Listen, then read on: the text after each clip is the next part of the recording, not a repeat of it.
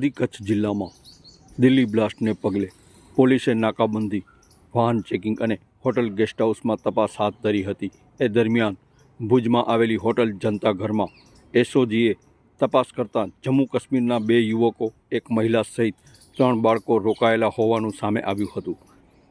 જોકે હોટલના રજિસ્ટરમાં માત્ર એક જ યુવકની નોંધ હોવાથી પોલીસે હોટલના સંચાલક પિતા પુત્ર સામે ગુનો દાખલ કર્યો છે। સાથે જ હોટલમાં રોકાયેલા લોકોની પૂછપરછ કરવામાં આવી રહી છે। પ્રાથમિક તપાસમાં 2 યુવકો, એક મહિલા અને 3 બાળકો કાશ્મીરના કુપવાડાથી ભુજ ચંદો માંગવા માટે આવ્યા હોવાનું સામે આવ્યું છે। ભુજ એસઓજીએ તમામના ફોન જપ્ત કરી એફએસએલમાં મોકલી આપીને વધુ તપાસ હાથ ધરી છે।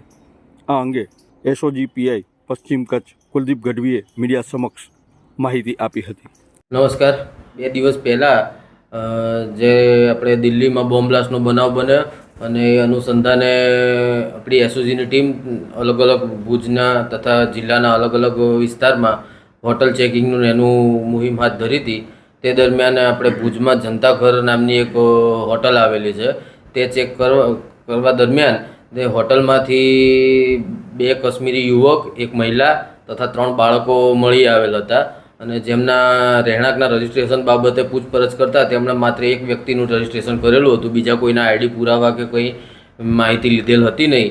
એટલે જે શંકા ઉદ્ભવે એવી પરિસ્થિતિનું નિર્માણ થતાં અમે તાત્કાલિક હોટલ માલિક તથા જે કાશ્મીરી પરિવાર જે હતો તે લોકોને એસઓજી ખાતે લેતા આવેલ અને હોટલ સંચાલક વિરુદ્ધ અમે ગુનો દાખલ કરેલ છે જાહેરનામા ભંગનો, કે જે કલેક્ટરશ્રીનું જાહેરનામું છે કે ભાઈ કોઈ પણ વ્યક્તિ હોટલમાં આવે તો તમામ વ્યક્તિના આધાર પુરાવા યોગ્ય લેવા, જેનો જે જાહેરનામાનો ભંગ કરેલ છે તથા કાશ્મીરી પરિવાર છે તેઓને પણ એસઓજી ખાતે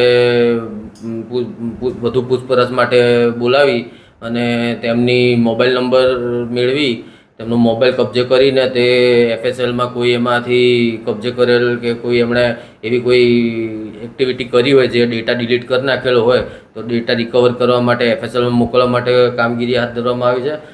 તે ઉપરાંત અમે જે તે લોકો કુપવાડા જિલ્લાના રહેવાસી છે કાશ્મીરમાં, તો ત્યાં પણ પોલીસનો અમે સંપર્ક કરેલ છે અને એમના દ્વારા પણ અમે જાણવા પ્રયત્ન કરેલ છે કે આ લોકો ખરેખર નોર્મલ જે એમનું કહેવા મુજબ છે ચંદો એકઠા કરવા માટે આવેલ હતા, તો એ પ્રકારની જ કામગીરી એ લોકો કરે છે કે કોઈ અન્ય કોઈ એમના વિરુદ્ધ ગુના ભૂતકાળમાં દાખલ થયેલા છે કાશ્મીરમાં, એમાં પણ એ લોકો નીટ એન્ડ ક્લીન જાણવા મળેલ છે। જે અનુસંધાને આજે અત્રે વખતે આપણે એક મીડિયા પ્રેસનું આયોજન કરેલ છે।